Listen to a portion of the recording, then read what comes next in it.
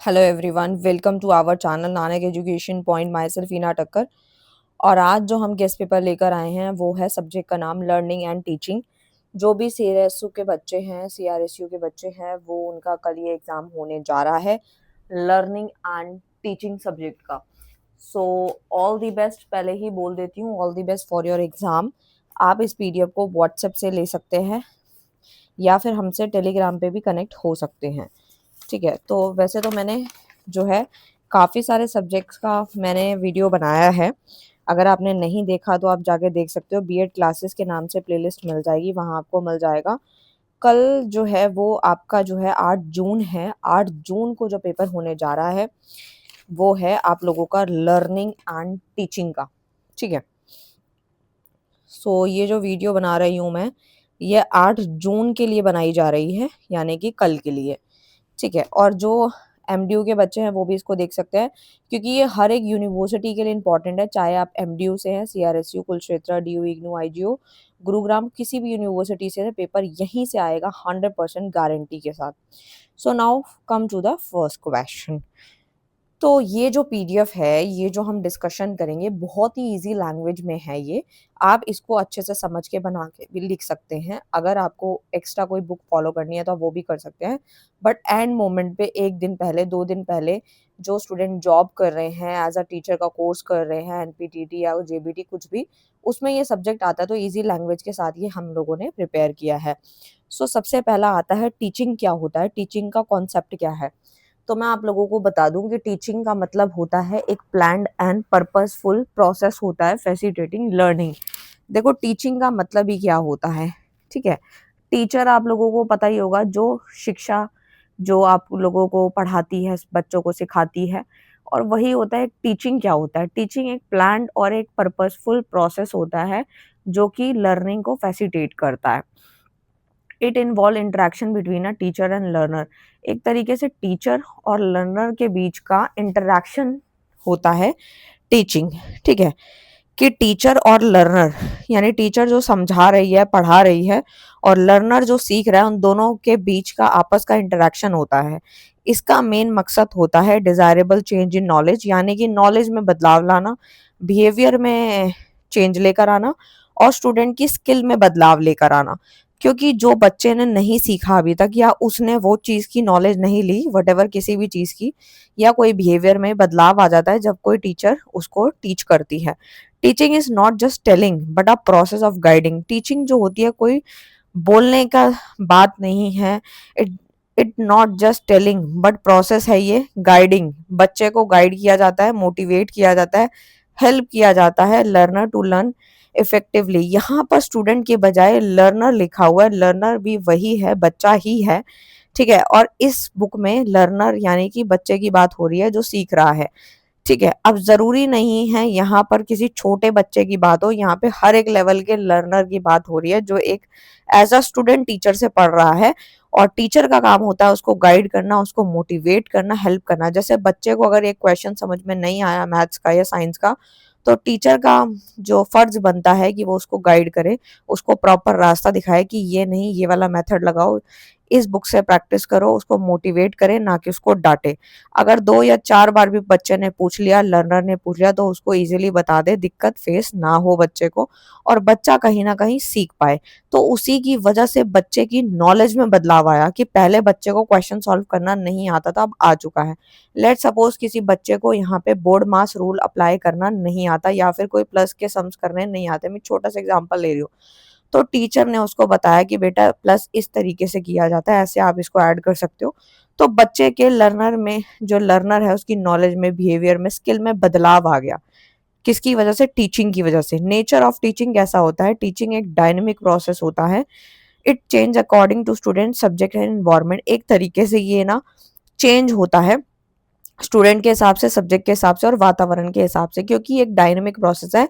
Dynamic का मतलब ही यही होता है कि इस टीचिंग है ही ऐसा प्रोसेस जो कि स्टूडेंट के मुताबिक ढाला जा सकता है, चेंज किया जा सकता है, सब्जेक्ट इन्वायरमेंट हर एक चीज चेंज हो सकती है।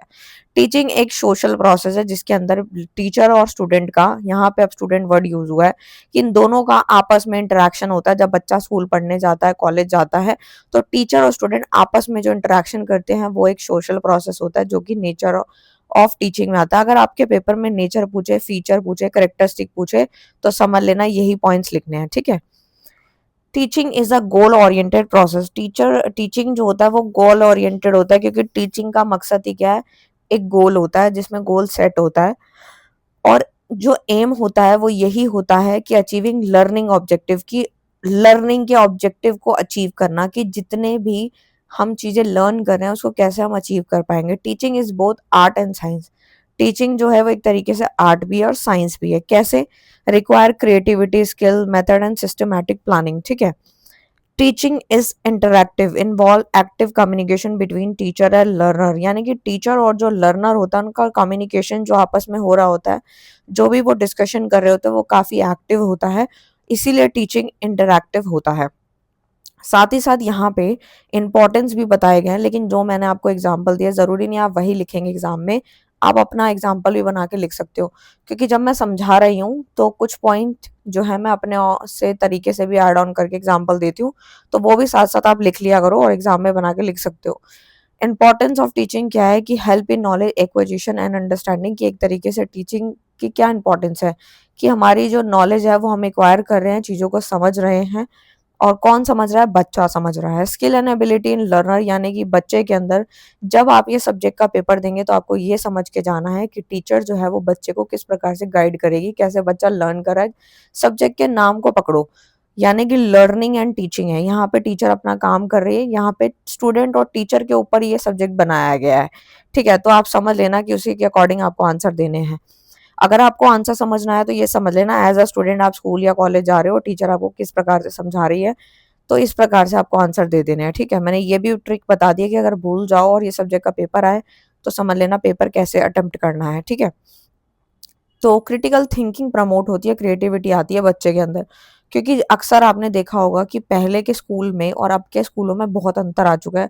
पहले की एजुकेशन और अब की एजुकेशन में भी फर्क है, पहले के टीचर्स स्टूडेंट में भी फर्क था और आज के टीचर और स्टूडेंट में भी फर्क है। जैसे कि मैं एक एग्जांपल देती हूँ, जैसे आप देखते होंगे कि पहले के जो टीचर्स थे उनको मारना बिल्कुल अलाउड था, यानी कि हमारे टाइम पे तो टीचर क्या करती थी, पनिशमेंट भी बहुत अलग ही लेवल की हम लोगों को मिलती थी, ठीक है। कि अगर स्कूल लेट पहुंचे हैं तो फिर स्कूल में जो जहाँ पे जो हमारा जो जहाँ पे हमारी असेंबली हो रही होती थी ग्राउंड में, वहां पे जो भी पत्ते वत्ते गिरते थे तो वो हमें क्या करने थे, उठाने पड़ते थे अगर हम लेट आए हैं तो, ठीक है। जो भी गिर जाते थे पेड़ से तो वो हमें उठाने पड़ते थे, ठीक है। फिर कितने उस पूरे ग्राउंड के कितने चक्कर भी लगवाए जाते थे, ठीक है। तो मतलब ये सारी पनिशमेंट हमें काफी लेवल पे मिलती थी, ये तो सिर्फ और लेट आने के लिए ग्राउंड में मिली है, ठीक है, जो कि प्रिंसिपल के ऑर्डर के अकॉर्डिंग मिलती थी। लेकिन जब हम क्लासरूम में जाते थे तो वहां हमें अलग पनिशमेंट मिलती है सब्जेक्ट को लेके, कि अगर हमने क्लास टेस्ट अच्छा नहीं किया या फिर हमने कोई कॉपी पूरी नहीं करी तो टीचर हाथ पे स्केल मारना, ये सब छोटे मोटे जो है, छोटा मोटा तो क्या मतलब उस टाइम पे होता था, टीचर थप्पड़ वप्पड़ भी मार देती थी तो पेरेंट्स कुछ नहीं कहते थे। लेकिन अगर आज के टाइम के दौर की बात करें तो बहुत बदलाव आ चुके हैं, टीचर भी अब हाथ नहीं उठा सकती है, ठीक है। सिर्फ मुंह से बोल सकती है, एक दो थप्पड़ लगा भी दे तो वो भी सोच समझ के लगाने पड़ते हैं, क्योंकि पेरेंट्स भी अब बोलते हैं, ठीक है। ये चीज अभी रियलिटी में चल रही है, ठीक है। तो बेसिकली हमने क्या देखा कि ये सारी चीजें हो रही हैं और टीचर इतना दबाव नहीं बना सकता, ठीक है, बच्चे पे, तो जो कि गलत भी होता है। तो यानी कि हमने क्या देखा कि जब बच्चे को हम, आज के दौर की ये भी बातें हैं कि जब हम स्कूल में जाते हैं तो पढ़ाई के साथ जो है हम प्रैक्टिकली बहुत कुछ सीखते हैं। लाइक हमारा कोई स्कूल में कोई फंक्शन आने वाला है तो हम उसमें पार्टिसिपेट करें तो उससे हमारी क्रिएटिविटी आती है, माइंड में थिंकिंग डेवलप होती है। पहले ऐसा कुछ नहीं होता था, साल में एनुअल डे आ गया तो टीचर ने खुद ही जो है वो बना ली है, और आजकल तो बच्चे भी बनाते हैं, उसमें इन्वॉल्व होते हैं, बच्चे की भी राय ले ली जाती है। तो बच्चे की भी क्रिटिकल थिंकिंग और जो क्रिएटिविटी डेवलप हुई है, प्रमोट हुई है, किसकी वजह से, एक टीचिंग की इंपॉर्टेंस की वजह से। टीचर ने बोला ऐसे ऐसे बनाना है। पर्सनालिटी डेवलपमेंट ऑफ स्टूडेंट को भी ये सपोर्ट करती है, प्रॉपर ओवरऑल डेवलपमेंट होती है स्टूडेंट की। वैल्यू, डिसिप्लिन, सोशल बिहेवियर भी बिल्ड होता है, क्योंकि बच्चा जब स्कूल जाता है उसको पता होता है मुझे किस तरीके से क्लास में बैठना है, मुझे फालतू नहीं बोलना, मुझे अपनी वैल्यू, डिसिप्लिन, सोशल बिहेवियर के साथ जो है काम करना है। Prepare learner for future challenge and life situation, और एक तरीके से बच्चे को, लर्नर को फ्यूचर चैलेंजेस के लिए तैयार किया जाता है और लाइफ की जो भी सिचुएशन है उससे टैकल करना भी सिखाया जाता है। सो फेजेस ऑफ टीचिंग की बात करूँ तो प्री एक्टिव फेज, जिसको हम प्लानिंग स्टेज भी कहते हैं, ये एक फेज है टीचिंग का, जिसमें स्टेज बिफोर क्लासरूम टीचिंग, यानी ये वो स्टेज होती है क्लासरूम टीचिंग के पहले की। Teacher decide objective of teaching, यानी कि टीचर पहले यही सोचेगा कि टीचिंग के उद्देश्य ही क्या है, वो सिलेक्ट करेगा कंटेंट, मेथड, टीचिंग एड्स क्या है, plan lesson structure and evaluation tool, focus on what and how to teach, कि बच्चे को किस प्रकार से और कैसे पढ़ाया जाए, ये टीचर पहले ही डिसाइड करती है। ठीक है, क्योंकि जब टीचर को कोई भी लेसन पढ़ाना होता है, कोई भी टॉपिक पढ़ाना होता है, तो टीचर डिसाइड करती है कि कल मैंने ये कंटेंट पढ़ाना है, इस मेथड से पढ़ाना है, ये एड्स रहेंगे। तो वो प्री एक्टिव फेज होता है, जिसको हम प्लानिंग स्टेज कहते हैं, जो कि टीचिंग के द्वारा की जाती है। और आपको ये सब्जेक्ट क्यों पढ़ाया जा रहा है, क्योंकि आप एज अ टीचर हो और आपको ये पता होना चाहिए कि इसीलिए पढ़ रहे हो, ताकि आप इन फ्यूचर जब आप जो आगे जाओगे तो आपको भी ऐसे ऐसे प्लानिंग करनी पड़ेगी। ठीक है, इंटरएक्टिव फेज, जिसको हम इम्प्लीमेंटेशन स्टेज कहते हैं, एक्चुअल क्लासरूम टीचिंग स्टेज होती है ये। Teacher present content and interact with student, यहाँ पे टीचर जो है अपना कंटेंट को प्रस्तुत करती है, प्रेजेंट करती है और बच्चों के साथ इंटरेक्ट करती है, जैसे कि uses questioning, explanation, discussion, demonstration, encourage student participation and feedback. इसमें क्या होता है, मान लो कि अभी तक मैं पहले ये समझा देती हूँ, फिर एक एग्जाम्पल अभी ले लेती हूँ मैं। जैसे मान लो यहाँ पे एक टीचर है, ठीक है, जिसका नाम प्रिया है।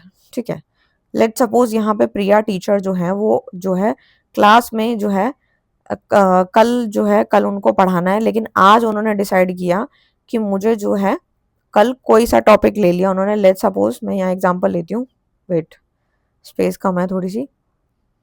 यहाँ पे उन्होंने एक जो है टॉपिक डिसाइड करा, लेट सपोज मैथ्स का, जो कि था बोर्ड मास का, कि कल वो बच्चों को बोर्ड मास सिखाने वाली हैं। ये आज उन्होंने रात को डिसाइड कर लिया है किस मेथड से सिखाना है, कैसे सिखाना है, एक एक क्वेश्चन इसके ऊपर करवाएंगी, ये उन्होंने प्लान किया था, यानी वो प्री एक्टिव फेज था। लेकिन जब वो क्लास में आ चुकी थी तो उन्होंने बोर्ड मास को समझाया अच्छे से, अपने कंटेंट को प्रेजेंट भी किया, स्टूडेंट के साथ इंटरेक्ट भी किया और साथ में एक एक क्वेश्चन कराने के बाद एक एक क्वेश्चन बच्चे से भी पूछा, उनको समझाया और उनसे डिस्कस भी किया कि क्या आपको समझ आया, नहीं आया, और नहीं आया तो क्यों नहीं आया। ये सारी चीजें इंटरैक्टिव फेज में आती हैं। ठीक है, नेक्स्ट आता है पोस्ट एक्टिव फेज, जिसे इवैल्यूएशन स्टेज कहते हैं, स्टेज आफ्टर टीचिंग। ये पढ़ाने के बाद की स्टेज होती है। Teacher evaluate learning outcome. अब बच्चे का टेस्ट लेने के लिए, सॉरी, बच्चे का ये जो बोर्ड मास रूल या जो भी करवाया था टॉपिक, आप जरूरी नहीं है इसी का एग्जाम्पल दे सकते, कोई भी टॉपिक सेलेक्ट कर सकते हो, एग्जाम्पल में लिख सकते हो कि ऐसे ऐसे टीचर ने जो सेट किया था टॉपिक। तो लर्निंग आउटकम इसमें चेक होते हैं, जैसे कि यहाँ पे मैम ने जो है बोर्ड मास रूल अच्छे से सिखा दिया, एक एक क्वेश्चन करा दिया, हर एक बच्चे से फीडबैक ले लिया। तो यहाँ पोस्ट एक्टिव फेज में क्या होता है कि अब टीचर जानना चाहती है कि बच्चे ने क्या चीजें सीखी हैं, उसका आउटकम जानना चाहती है। तो टीचर ने बोला 2 दिन बाद मैं बोर्ड मास का जो है क्लास टेस्ट लूंगी। ठीक है, असाइनमेंट हो गया, दे दिए कोई बोर्ड मास के ऊपर, कोई फीडबैक ले लिया, किसी बच्चे का समझ आया नहीं आया। तो इससे क्या होता है, स्ट्रेंथ आइडेंटिफाई होती है और इम्प्रूवमेंट एरिया पता चलता है कि जो बच्चे बोल रहे हैं कि मैम एक बार और समझा दो, दैट मीन उसको अभी क्लैरिफाई नहीं है। तो यानी कि इवैल्यूएशन स्टेज था ये, कि कहाँ इंप्रूव करना है, कहाँ स्ट्रेंथ डालनी है, ये पोस्ट एक्टिव फेज में पता चलता है। कंक्लूजन उनके लिए है जो कि शॉर्ट में पढ़ेंगे, मैंने काफी डिटेल में पढ़ा दिया है। Come to the next question, जो कि है टीचिंग एंड इंस्ट्रक्शन का। यहाँ से आपका शॉर्ट नोट भी बन सकता है या डिफरेंस बने तो आप कर पाओगे। टीचिंग अभी मैंने समझाया कि क्या होता है, जब कोई टीचर जो है बच्चे को समझा रही है, पढ़ा रही है, कुछ ना कुछ मेंटल डेवलपमेंट हो रही है, सोशल डेवलपमेंट हो रही है, तो वो एक टीचिंग की वजह से हो रही है। यानी process of facilitating learning and development, की बच्चे के अंदर लर्न करने की क्षमता और डेवलपमेंट उसमें हो रहा है, और एक तरीके से ये ब्रॉड और कॉम्प्रहेंसिव है। फोकस किया जाता है कि बच्चा अच्छे से अंडरस्टैंड करे, चीज़ों को समझे, थिंक करे और एप्लीकेशन उसको अप्लाई करना भी सीखे कि ये चीज़ यहाँ अप्लाई होगी। टीचिंग में है, इंटरैक्टिव है, लर्नर सेंटर होता है, फ्लेक्सिबल होता है। फ्लेक्सिबल वर्ड क्यों आया, फ्लेक्सिबल का मतलब ही यही होता है कि टीचर यहाँ पे क्या करती है, टीचर जो है बच्चों को अगर मेथड समझ नहीं आया तो अपना मेथड बदल दे, अपने आप को रिजिड ना रखे, फ्लेक्सिबल रखे, चेंज कर सके अपने मेथड वगैरह को। लर्नर सेंटर है क्योंकि यहाँ पे मेन मकसद यही है कि बच्चे को सिखाना है जैसे मर्जी सिखाओ। इंटरैक्टिव है, एक्टिव पार्टिसिपेशन होता है रोल ऑफ लर्नर का। बट अगर इंस्ट्रक्शन की बात करूँ तो इंस्ट्रक्शन नाम से क्लियर है, यहाँ पे डायरेक्शन दिखाई जाती है, रास्ता दिखाया जाता है या फिर सिर्फ इंफॉर्मेशन दी जाती है। ऐसे प्रोसेस को हम इंस्ट्रक्शन कहते हैं, जो कि नैरो और लिमिटेड होता है। इसमें सिर्फ डायरेक्शन एंड मेमोराइजेशन को फॉलो किया जाता है। वन वे होता है, यहाँ पे टीचर सेंटर्ड होता है, पैसिव रिसीवर होता है। टीचर सेंटर क्यों होता है? क्योंकि टीचर यहाँ पे जो इंस्ट्रक्शन देगा वही बच्चे को लेने पड़ेंगे। जैसे जैसे टीचर बोलेगी ऐसे ऐसे फॉर्मूला लगाना है तो वैसे लगाना पड़ेगा, तो वो इंस्ट्रक्शन है। और टीचिंग में क्या होता है कि बच्चे को अगर समझ नहीं आ रहा तो बच्चे को कैसे भी मेथड लगा के सिखाना है, क्योंकि यहाँ पे चाइल्ड सेंटर पे, लर्नर सेंटर पे ध्यान ज्यादा दिया जाता है। Come to the second part जो कि है टीचिंग एंड ट्रेनिंग का। टीचिंग फिर से वही है, development of knowledge and understanding है कि एक तरीके से किसी के अंदर भी नॉलेज और अंडरस्टैंडिंग जब डेवलप होती है तो वो टीचिंग है। Holistic development of learner, learner काफी कुछ सीखता है और यहाँ पे प्रैक्टिकल थ्योरेटिकल दोनों लेवल तरीके से टीचिंग के अंदर सीखा जाता है। फ्लेक्सिबल है, लर्नर सेंटर्ड है जो मैंने ऊपर बताया। कॉन्सेप्चुअल क्लैरिटी आती है इसका रिजल्ट, और थिंकिंग एबिलिटी भी इसमें होती है, क्योंकि बच्चा अगर टीच करके यानी कि टीचर से सीखेगा तो उसकी एबिलिटी भी इनहांस होगी, थिंकिंग डेवलप होगी और उसके कॉन्सेप्ट भी क्लियर होंगे। साथ ही साथ ट्रेनिंग में क्या होता है, एक स्पेसिफिक स्किल डेवलप होती है। ट्रेन यानी कि हमें ट्रेंड किया जा रहा है, कोई ट्रेनिंग दी जा रही है स्पेसिफिक स्किल के लिए। स्किल मास्टरी एंड परफॉर्मेंस इसका मकसद होता है, मेनली प्रैक्टिकल और रिपीटेटिव होता है कि एक चीज जो है करके दिखा दिया, उसी को बार बार अगेन अगेन करके देखोगे तो वो ट्रेनिंग ही होती है। ट्रेनिंग कई टाइप की होती है, एक ऑन दी जॉब ट्रेनिंग होती है, एक ऑफ दी जॉब ट्रेनिंग होती है। जब हम किसी भी कंपनीज में जाते हैं, कहीं भी जाते हैं तो वहां भी ट्रेनिंग दी जाती है। जस्ट लाइक दैट कि अगर हम लर्निंग एंड टीचिंग के हिसाब से बात करें तो ये जो होती है ये फिक्स्ड होती है, टास्क ओरिएंटेड होती है, एफिशिएंसी इन परफॉर्मिंग टास्क, यानी कि ट्रेनिंग दी जाती है। जैसे आपको भी एज अ ट्रेनिंग ही दी जा रही है, अभी बताया ही जा रहा है सब्जेक्ट पढ़ा के बता के कि ऐसा ऐसा होगा, ऐसे ऐसे आपको करवाना है, बच्चे को जैसे मर्जी कराओ, तो ये भी एक ट्रेनिंग का ही पार्ट है। नेक्स्ट क्वेश्चन आता है टीचिंग का और इंडोक्ट्रिनेशन। ठीक है, तो इसके अंदर क्या डिफरेंस होता है वो समझते हैं। टीचिंग फिर से वही है जो कि इंडिपेंडेंट थिंकिंग एंड अंडरस्टैंडिंग को इनकरेज करता है। इसके अंदर आजादी होती है, क्वेश्चन को अलाउ, डिस्कशन, रीजनिंग हो जाती है। डेवलपमेंट होती है, क्रिटिकल थिंकिंग, अवेयरनेस, ये ओपन एंड फ्लेक्सिबल अनबायस्ड होता है। इंडिपेंडेंट थॉटफुल लर्नर होता है, यहाँ पे अनबायसनेस होनी चाहिए। टीचर ऐसा नहीं है कि जो इंटेलिजेंट बच्चा उन पे ध्यान दे, बाकी जो डफर बच्चे हैं या फिर जो डल हैं उन पे ध्यान ना दे और उनको हमेशा नीचा दिखाए, ऐसा बिल्कुल नहीं होना चाहिए। ट्रेनिंग में क्या होता है, डेवलपमेंट होती है किसकी, स्पेशल स्किल की। और यहाँ पे स्किल, सॉरी सॉरी सॉरी, मैंने आपको नीचे वाला पढ़ाना था ना, हाँ ये रहा। ये तो आपको समझ आ गई, ओपन फ्लेक्सिबल अनबायस्ड होता है। अनबायस्ड का मैं एग्जांपल दे चुकी हूँ आपको अभी, ठीक है। Independent thoughtful learner. इंडोक्ट्रिनेशन में क्या होता है, फिक्स बिलीव एंड आइडियाज यहाँ पर देखे जाते हैं, यानी कि ये इम्पोज करता है फिक्स बिलीव्स को एंड आइडियाज को, जो कि फिक्स है, जो चेंज नहीं हो सकते। क्वेश्चनिंग यहाँ पे नहीं होती, डिस्करेज होती है। यहाँ पे आप क्वेश्चन सवाल उठा ही नहीं सकते, बच्चा यहाँ क्वेश्चन नहीं उठा सकता। Acceptance of idea without reason, यहाँ पे बिना रीजन के जो आइडिया को एक्सेप्ट किया जाता है, ये रिजिड है, इसको चेंज नहीं किया जा सकता। कंट्रोल है और बायस्ड होता है। बायस इसलिए कि टीचर ने कह दिया तो कह दिया, ये क्वेश्चन ऐसे सॉल्व होगा तो होगा, उसके पीछे कोई लॉजिक है चाहे नहीं है, रीजनिंग है चाहे नहीं है, वो होता है इंडोक्ट्रिनेशन। डिपेंडेंट होता है, अनक्रिटिकल लर्नर इसमें देखने को मिलता है। ठीक है, तो इस तरीके से है। और जिन भी बच्चों को इसकी पीडीएफ चाहिए होगी वो व्हाट्सएप से ले सकते हैं, क्योंकि कई बच्चे मुझसे पूछते भी हैं कि मैम इसका पीडीएफ जो है हमें कहाँ पे मिल जाएगा। तो देखो भाई, पीडीएफ मैंने आप लोगों को बता ही रखा है कि व्हाट्सएप से तो आप ले ही सकते हो। ठीक है, साथ ही साथ जो है आपको टेलीग्राम पे अगर आप हमारे साथ कनेक्ट हो जाएं तो वहां से भी आप ले सकते हैं। ठीक है,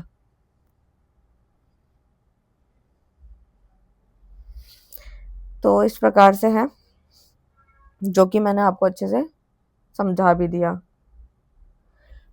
यहाँ पर आपको समझ आ गया होगा इन दोनों का डिफरेंस, लेकिन टीचिंग का मतलब तो और अच्छे से समझ आया होगा। लेकिन इंडोक्ट्रिनेशन की बात करूं तो हिंदी में आप इसको दिमाग भरना भी कह सकते हो। ठीक है, मतलब इसमें होता ही यही है कि एक ऐसी प्रक्रिया है जहाँ किसी व्यक्ति या समूह को बिना किसी सवाल के एक विशेष विचारधारा या विश्वास को स्वीकार करने के लिए मजबूर कर दिया जाता है, उसको हम बोलते हैं इंडोक्ट्रिनेशन। इस तरीके से मैंने बताया है क्योंकि यहाँ पर जो है आपको ये ना लगे कि चीजें समझ में नहीं आई हैं। ठीक है, सवाल पूछने की बिल्कुल मनाही है, वो तो मैंने अभी बता ही दिया। जो भी सिखाया जा रहा है उस पर कोई आलोचना या सवाल नहीं उठाया जा सकता। ठीक है, अच्छा, तो ये समझ गए होगे आप। एक मिनट, ये इसके कंक्लूजन और शॉर्ट है जो शॉर्ट में पढ़ेंगे। Come to the third question. Third question है लेवल ऑफ टीचिंग के ऊपर। टीचिंग के भी लेवल्स होते हैं अपने अपने। तो सबसे पहला लेवल आता है रेफर्स टू द स्टेज और depth eight which teaching is carried out, indicate how much thinking and understanding involved in learning, help teachers select appropriate method and strategy। देखो मैंने फिर वही बोला कि पूरी किताब में टीचिंग यानी टीचर और बच्चे, ये लर्नर पे, इन्हीं पे ही फोकस डाला गया है। तो यहाँ पे टीचिंग के लेवल की जब बात कर रहे थे तो यहाँ पे बोला कि एक तरीके से ये रेफर करता है ऐसी स्टेज को, ऐसी डेप्थ को जहाँ पे टीचिंग कैरिड आउट होती है। साथ ही साथ इंडिकेट करती है how much thinking and understanding involve in learning, कि लर्निंग में किस लेवल की थिंकिंग इन्वॉल्व है और कितनी अंडरस्टैंडिंग एड ऑन है, वो लेवल ऑफ टीचिंग पे डिपेंड करती है। ये टीचर को मदद करवाती है। मतलब लेवल ऑफ टीचिंग आपको क्यों पढ़ाया जा रहा है, आप मतलब क्योंकि आप एक टीचर की तैयारी में हो, ठीक है, एक पाथ पे हो उस पे, तो आपको सिखाया जा रहा है कि टीचर को ये मदद करता है लेवल ऑफ टीचिंग कि कौन सा मेथड सही है और कौन सी स्ट्रैटेजी सही है। ठीक है, ताकि बच्चा इजिली समझ सके। अब मैथ्स में भी क्या होता है, रीजनिंग हो गई या कोई हिंदी का कोई है, कोई इंग्लिश का सब्जेक्ट है या कुछ भी है, मुझे नहीं पता आप लोग कौन से सब्जेक्ट के टीचर बन रहे हो, बट ये तो कॉमन सब्जेक्ट है जो आपको पढ़ाए सिखाए जा रहे हैं।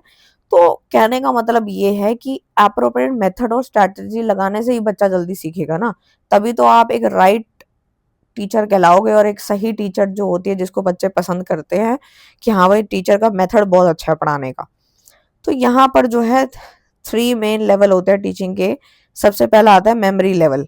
मेमोरी लेवल में क्या होता है, इसमें क्या होता है, फोकस किया जाता है memorisation and recall of facts पे। ठीक है, ये रूट लर्निंग पे बात करती है, इसको बोलते हैं मेमोरी लेवल, कि इसमें पूरा फोकस मेमोराइजेशन पे किया जाता है। फैक्ट को बार बार जो है रिकॉल कराया जाता है तो दिमाग में सेट हो जाता है, उसको मेमोरी लेवल कहते हैं, जो कि रूट लर्निंग पे एम्फसाइज करती है। इसके फीचर समझो और अच्छे से समझ में आएगा। फीचर बोले तो करेक्टरिस्टिक, ये टीचर सेंटर अप्रोच होती है क्योंकि टीचर अपने अकॉर्डिंग मेथड लगाती है, क्योंकि सिखाना किसको है, टीचर को सिखाना है। अब सही ढंग से सिखाना है, सही मेथड चुनना है, वो तो टीचर का काम है ही है, लेकिन टीचर सेंटर अप्रोच ही होना चाहिए। यहाँ पे टीचर सोचेगी। स्टूडेंट आर पैसिव लर्नर होते हैं, यहाँ पे फैक्ट डेफिनेशन और फॉर्मूला पे फोकस किया जाता है, जो कि मैंने अभी बता ही दिया। मैथ्स का आप एग्जांपल भी दे सकते हो, फॉर्मूले का कोई सा भी। इसमें मेथड जो यूज किया जाता है वो लेक्चर एंड रिपीटिशन पे किया जाता है, कि जो मेथड सिखाया उसको बार बार रिपीट करो और लेक्चर के अकॉर्डिंग उसको सिखाओ। अब इसके फायदे क्या है कि बेसिक नॉलेज एंड फाउंडेशन के लिए यूजफुल है, क्विक रिकॉल हो जाता है इन्फॉर्मेशन, जल्दी से जल्दी हम इसको याद भी कर सकते हैं। साथ ही साथ इसकी बुराई भी है कि अंडरस्टैंडिंग और थिंकिंग डू नॉट डेवलप। यहाँ पे हम अपना दिमाग तो लड़ा ही नहीं रहे, अंडरस्टैंडिंग पावर नहीं आ रही लर्नर के पास, थिंकिंग भी नहीं आ रही है इतनी। लर्निंग ऑफ्टन टेम्परेरी है क्योंकि कुछ समय के लिए याद रहता है फिर हम भूल जाते हैं। तो हर चीज के अपने फायदे नुकसान दोनों होते हैं। सेकंड आता है अंडरस्टैंडिंग लेवल। नाम से ही क्लियर है, यहाँ पे चीजों को अंडरस्टैंड कराया जाएगा, यानी कि फोकस किया जाता है comprehension and meaning of concept, यानी कॉन्सेप्ट के मतलब पे। इनकरेज किया जाता है बच्चों को कि अंडरस्टैंड करो, रिलेशनशिप एंड आइडिया समझो, यानी ये लर्नर सेंटर अप्रोच है कि बच्चे को सही ढंग से सिखाना है और अच्छे से सिखाना है ताकि वो भूले नहीं। तो उसको हम बोलते हैं अंडरस्टैंडिंग लेवल। स्टूडेंट जो होते हैं इसमें एक्टिव पार्टिसिपेट करते हैं, जैसे एक्सप्लेनेशन, डिस्कशन, एग्जाम्पल। कॉन्सेप्ट की क्लैरिटी काफी अच्छी होती है इसके अंदर। तो ये भी एक टीचिंग का लेवल है, टीचर किस प्रकार से सिखाना चाहती है उसको, ठीक है, कौन सा लेवल अपनाएगी। तो इससे क्लैरिटी काफी क्लियर होती है। इसका फायदा क्या है, क्लियर अंडरस्टैंडिंग होती है किसी भी सब्जेक्ट मैटर की, लॉजिकल थिंकिंग भी इससे प्रमोट हो जाती है। साथ ही साथ इसकी बुराई क्या है कि require more time and efforts, यानी इसमें टाइम और एफर्ट ज्यादा लगते हैं क्योंकि बच्चे को सीखने में, समझने में, थिंक करने में टाइम ज्यादा लग जाता है। Not always suitable for large classes, ये बड़ी क्लासेस के लिए सुटेबल नहीं है। लास्ट मेथड आता है रिफ्लेक्टिव लेवल ऑफ टीचिंग, जिसमें क्या होता है, क्रिटिकल थिंकिंग, प्रॉब्लम को सॉल्व करना, रिफ्लेक्शन, सब पे फोकस डाला जाता है और एक तरीके से इनकरेज करता है लर्नर को, ताकि वो एनालाइज करे, वैल्यूएट करे और चीज़ों को क्रिएट करे खुद से। क्योंकि इसमें बच्चे को क्रिटिकल थिंकिंग पे फोकस कर रहे हैं कि बच्चा कैसे और अच्छा सोच सकता है, खुद अगर एक क्वेश्चन कराया तो बच्चा कैसे प्रॉब्लम सॉल्व कर लेगा, उस पे फोकस होता है। तो हाईली लर्नर सेंटर होता है, काफी डेप्थ लेवल पे लर्नर यानी बच्चे के बारे में सोचा जाता है, प्रॉब्लम को सॉल्व करना, इंक्वायरी, प्रोजेक्ट ये सब दिया जाता है ताकि बच्चा सोचे। प्रोजेक्ट देंगे तो बच्चा अपना खुद दिमाग लगाएगा, कैसे कैसे करना है, क्या क्या हो सकता है, सेल्फ लर्निंग, क्रिएटिविटी भी उससे आती है। साथ ही साथ critical creative thinking, deep permanent learning हो जाती है, बच्चा भूलता नहीं है, टाइम भले ही ज्यादा लगता है, ये इसकी बुराई है। Skill teacher and proper environment की जरूरत इसमें पड़ती है।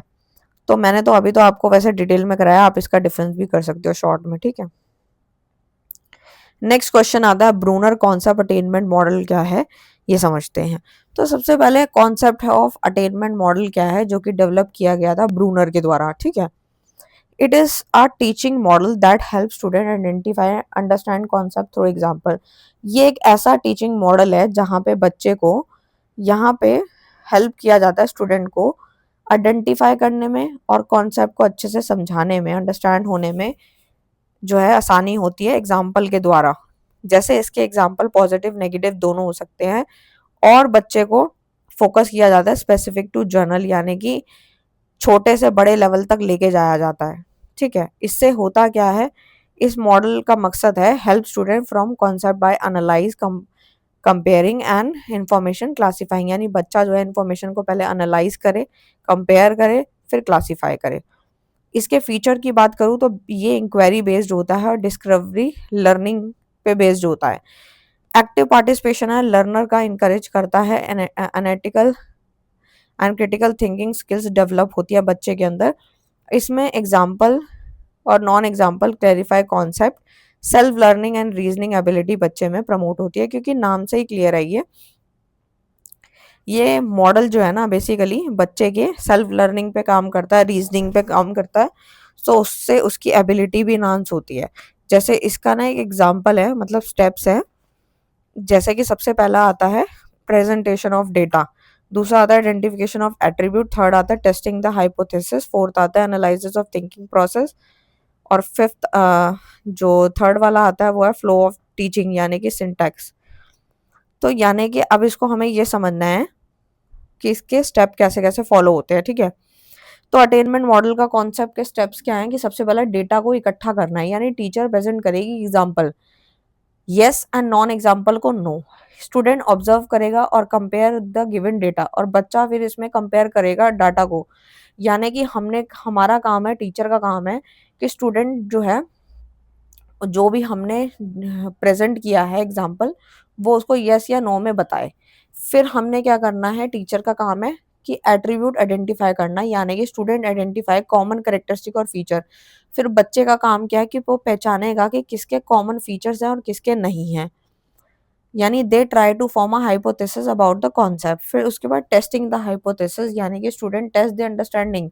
फिर बच्चा यहाँ पे टेस्ट करेगा, समझने की, अंडरस्टैंड करेगा कि understanding by classifying new example. जैसे कि teacher provide feedback and clarification, बच्चे से जो है वो फीडबैक लिया जाए, क्लैरिफिकेशन लिया जाए, तो वो टेस्टिंग द हाइपोथेसिस है, ठीक है। फोर्थ आता है analysis of thinking process, teacher help in refining the concept clearly, student explain the reasoning and thinking process. यहाँ पे स्टूडेंट एक्सप्लेन करेगा रीजनिंग को, थिंकिंग के प्रोसेस को, वो सब यहाँ पे दर्शाएगा। एंड देन थर्ड आता है सिंटेक्स, मतलब स्टेप तो हमने समझ लिए, लेकिन जो मॉडल का पॉइंट है वो थर्ड आता है सिंटेक्स, यानी कि फ्लो ऑफ टीचिंग, यानी टीचर प्रेजेंट करती है डेटा, यानी एग्जांपल है, नॉन एग्जांपल, फिर कंपेयर करना, फिर फॉर्म, फिर ये सब करेक्ट कॉन्सेप्ट कंफर्म करती है टीचर। तो ये भी एक फ्लो ऑफ टीचिंग है। एडवांटेजेस ऑफ मॉडल की बात करूँ तो इस मॉडल के क्या फायदे हैं। सबसे पहला तो यही है, कॉन्सेप्चुअल क्लैरिटी आती है बच्चे के माइंड में, क्योंकि बच्चे से चीजें पूछी जा रही है, उसको इन्वॉल्व किया जा रहा है, तो बच्चा अपने माइंड की भी बता रहा है, सोच भी रहा है, समझ भी रहा है। तो इससे critical and logical thinking enhance हो जाती है। साथ ही साथ एक्टिव लर्निंग प्रमोट होती है, स्टूडेंट पार्टिसिपेट करता है एंड उसको क्यूरोसिटी होती है कि वो भी क्या आंसर आएगा, किस प्रकार से आएगा, सुटेबल रहता है टीचिंग एब्स्ट्रैक्ट मॉडल के लिए। साथ ही साथ इसकी बुराई क्या है, टाइम ज़्यादा लगता है, हर एक टॉपिक के लिए सुटेबल वैसे ये नहीं होता। Skilled and well prepare teacher की ही ज़रूरत होती है जो कि इसमें खुद का दिमाग लगा सके एंड साथ ही साथ बच्चों से भी क्वेश्चन पुट अप कर सके और एग्जाम्पल नॉन एग्जाम्पल भी लेके चले। ये यंग लर्नर्स के लिए थोड़ा डिफिकल्ट हो सकता है। Educational significance for BEd student की बात करूँ तो इसमें आता है help teacher use innovative teaching method, यानी कि टीचर को भी अपना इनोवेटिव टीचिंग मेथड ही अप्लाई करना चाहिए जो कि बेनिफिटेड हो, यानी कि हेल्प टीचर। ठीक है, टीचर को भी मदद मिलती है और बच्चे को भी। स्टूडेंट सेंटर्ड लर्निंग को ज़्यादा प्रमोशन मिलना चाहिए, अपने बारे में ना सोच के बच्चे के बारे में ज़्यादा सोचें। इससे हमारी कोचिंग एंड गाइडेंस भी स्किल डेवलप होती है and useful for teaching concept based student subject. तो बाकी इसका ये शॉर्ट है जो दिया है यहाँ पे।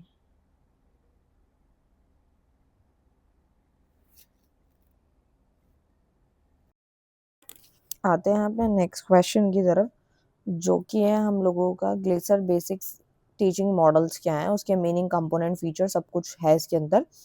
सो क्वेश्चन कहीं से भी पूछा जाए, लाइक आपसे कोई meaning, short note, feature, difference, तो आप सब कर पाएंगे डेफिनेटली। सो यहाँ पर जो ग्लेसर्स बेसिक मॉडल टीचिंग मॉडल है वो डेवलप किया गया था रॉबर्ट ग्लेसर के द्वारा, और इसके अंदर ये एक सिस्टमैटिक एंड स्ट्रक्चर मॉडल है टीचिंग का। ठीक है, तो यहाँ पर जो है वो फोकस करते हैं on the relationship between teaching and learning outcome, यानी कि यहाँ पर जो टीचिंग है या फिर लर्निंग का जो आउटकम निकल के आता है, लर्निंग आउटकम से क्या मतलब है कि जो भी स्टूडेंट, जो भी बच्चा, जो भी चीज़ों को लर्न कर रहा है उससे क्या आउटकम निकल के आ रहा है वो, और टीचिंग के बीच का क्या रिलेशनशिप है वो बताता है। ये थ्योरी जो मॉडल है वो ये बताती है। जो काफ़ी एप्लीकेबल वाले मॉडल हैं वही हमें पढ़ाए जा रहे हैं, जो आज अप्लाई भी होते हैं और जाने माने हैं। जैसे कि यहाँ पर बताया है कि इसका जो मकसद है वो क्लियर ऑब्जेक्टिव हो गया, एप्रोप्रिएट मेथड एंड इवैल्यूएशन है, कि हमें जो मेथड लगाना होता है एज अ टीचर वो एप्रोप्रिएट होना चाहिए, इवैल्यूएशन एंड उद्देश्य बिल्कुल क्लियर होने चाहिए। यानी कि ये जो मॉडल है ना वो हमें हेल्प करता है making making teaching effective, organise and goal oriented. यानी कि जब हम कुछ पढ़ा रहे हैं, सिखा रहे हैं, तो हमारा जो उद्देश्य है वो काफ़ी इफेक्टिव, ऑर्गेनाइज होना चाहिए और हमारा गोल भी ओरिएंटेड होना चाहिए। तो यहाँ पे कंपोनेंट है, सबसे पहले इसका आता है इंस्ट्रक्शनल ऑब्जेक्टिव आता है, यानी कि क्लियरली डिफाइंड लर्निंग गोल, यानी कि जो भी लर्निंग के गोल्स है ना वो बिल्कुल क्लियरली डिफाइंड होने चाहिए। यानी कि हर एक का अपना एक गोल होता है। जैसे अगर हम अपनी भी बात करें तो हर एक बच्चे का, हर एक लर्नर का अपना एक गोल होता है। जैसे अगर बच्चे के पॉइंट ऑफ व्यू से बात करें तो जब वो जिस भी लेवल पे पढ़ाई कर रहा होता है तो उसको ये लगता है कि मेरे अच्छे मार्क्स आ जाए, तो वो उसका एक गोल है, वो उसका एक टारगेट है। ऐसे ही टीचर का ये है कि गोल होता है कि वो बच्चे को ज़्यादा से ज़्यादा अच्छे से समझा पाए, अच्छे से आगे उसे पहुँचा पाए। सो अब इसके एग्जाम्पल को समझते हैं कि इन्होंने क्या एग्जाम्पल दिए। ये तो मेरा अपनी तरफ से एग्जाम्पल था, बट अब जो इन्होंने एग्जाम्पल दिया वो देखते हैं। इन्होंने बोला कि specify what student should know and be able to do. ठीक है, यानी कि बच्चा क्या जानता है और क्या जानना चाहता है, कैसे वो जान सकता है चीज़ों को, तो स्पेसिफाई किया जाता है। ठीक है, guide the entire teaching process, यानी कि हमने बच्चे को क्या करना है, यहाँ पे टीचिंग के प्रोसेस को पूरा इंटायर तरीके से समझाना है, अच्छे तरीके से समझाना है, उसको गाइड करना है, जहाँ भी डिफिकल्टी आए वहाँ पे उसको समझाना है। नेक्स्ट आता है एंटरिंग बिहेवियर, यानी इनिशियल जो हम इसको बोलेंगे, यानी कि इसमें क्या होता है, ये एंटरिंग बिहेवियर होता है, यानी कि referring to student prior knowledge, ability and skill help teacher understand the starting point of the learner। यानी कि इसका एग्जाम्पल है कि यहाँ पे टीचर को मदद मिलती है ये समझने के लिए कि लर्नर का स्टार्टिंग पॉइंट क्या है, स्टार्टिंग पॉइंट ऑफ लर्नर। ठीक है, क्योंकि ये एंटरिंग बिहेवियर है, क्योंकि ये हमारी एक इनिशियल स्टेज इसे हम बोल सकते हैं जिसमें नॉलेज, एबिलिटी, स्किल को जो है सिखाया जा रहा है। इंस्ट्रक्शनल प्रोसीजर नाम से ही क्लियर है, यहाँ पे इंस्ट्रक्शंस दिए जाएंगे, यानी कि मेथड और स्ट्रैटेजी यूज होती है use for teaching and the content include teaching technique, activity and material, कि टीचर कौन सा टेक्निक इस्तेमाल कर रही है बच्चे को पढ़ाने के लिए, कौन कौन सी एक्टिविटीज करवा रही है, कौन कौन सा मटेरियल यूज कर रही है, क्योंकि क्लासरूम में भी बहुत सारे मटेरियल होते हैं जो यूज किए जाते हैं। जैसे कि पहले के समय में देखा जाए तो एक ब्लैक बोर्ड यूज होता था, आज भी ब्लैक बोर्ड यूज होता है, लेकिन आजकल अगर हम आज के दौर की बात करें तो हम देखते हैं कि स्मार्ट बोर्ड आ चुके हैं, ठीक है, जिसपे हम पीपीटी की मदद से पढ़ते हैं। वहां पे हमें एक कंटेंट के साथ प्रॉपर इमेजेस मिलती हैं, ठीक है, प्रॉपर एक्सप्लेनेशन मिलती है, and should match the objective and learner need, की लर्नर की एक्चुअल नीड क्या है और उद्देश्य क्या है, दोनों को मैच किया जाता है इंस्ट्रक्शनल प्रोसीजर में। परफॉर्मेंस असेसमेंट होता है evaluation of student learning outcome determine whether objective are achieved और नॉट। यहाँ पे भी वही पॉइंट्स आ रहे हैं कि जब टीचर बच्चे को सिखाती है तब उसका तरीका थोड़ा अलग होता है पढ़ने का, पढ़ाने का, लेकिन जब वो एग्ज़ाम लेती है या फिर जब एग्ज़ाम में जो भी, या फिर क्लास टेस्ट है या कोई भी ऐसे टेस्ट है, तो उसमें तरीका अलग होता है, यानी कि उनका बिहेवियर चेंज हो जाता है। रीज़न ही यही है कि बच्चे का आउटकम चेक करना है, यानी कि स्टूडेंट की लर्निंग कितना आउटपुट दे के गई है वो हमें चेक आउट करना होता है, जो कि टीचर करती है। क्योंकि आप भी अभी बीएड कर रहे हैं तो एज अ टीचर ही पढ़ रहे हैं, और एज अ टीचर ही आपको पढ़ाया जा रहा है कि जब कभी आप स्कूल में जाओगे तो आपको बच्चे के आउटकम को कैसे चेक करना है। अगर मैं बोलूँ कि अगर आप किसी क्लास की टीचर बन जाए तो आप उसको कैसे चेक करोगे, आप उसका टेस्ट लोगे, उसको असाइनमेंट्स दोगे, उसका फीडबैक लोगे। तो यानी कि इससे परफॉर्मेंस असेसमेंट होती है कि जो टीचर ने पढ़ाया, देखो हर एक टीचर अपने तरीके से अलग होती है। किसी किसी टीचर का मेथड इतना अच्छा होता है कि वो बच्चे को एक बार में ही समझ आ जाता है, लेकिन कई बार क्या होता है कि हमारा जो मेथड होता है वो थोड़ा लॉन्ग वे होता है, यानी कि बच्चे को समझने में थोड़ी डिफिकल्टी आती है। उसी डिफिकल्टी से निपटने के लिए हमें आज ये सब्जेक्ट पढ़ाया जा रहा है, जो कि लर्निंग एंड टीचिंग का है, ताकि हमें जो है किस प्रकार से कोई एग्जाम्पल देना है तो कैसे ईजीएस्ट एग्जाम्पल देना है, रिलेट करके देना है, और जिससे बच्चा इजीली रिलेट कर पाए। और असाइनमेंट्स क्यों दिए जाते हैं, असाइनमेंट इसीलिए दिए जाते हैं ताकि आपको पता चल सके कि इस किताब में ये चैप्टर है और ये क्वेश्चंस है और एग्जाम में ऐसे क्वेश्चन आ सकते हैं। इससे काफ़ी चीज़ें हमारी इम्प्रूव होती है, लाइक राइटिंग स्किल हो गई, या फिर हमारे को कंटेंट पता चलता है, उसके मीनिंग को हम पढ़ते हैं, ठीक है, फीडबैक हो गया, इस टाइप से। नेक्स्ट आता है फ्लो ऑफ द मॉडल, यानी कि इंस्ट्रक्शनल ऑब्जेक्टिव सेट किए जाते हैं। एंटरिंग बिहेवियर को भी हम एनालाइज कर पाते हैं, इंस्ट्रक्शनल प्रोसीजर और परफॉर्मेंस असेसमेंट, ये वही मॉडल है जो हमने ऊपर पढ़ा था, उसको शॉर्ट में बताया इन्होंने।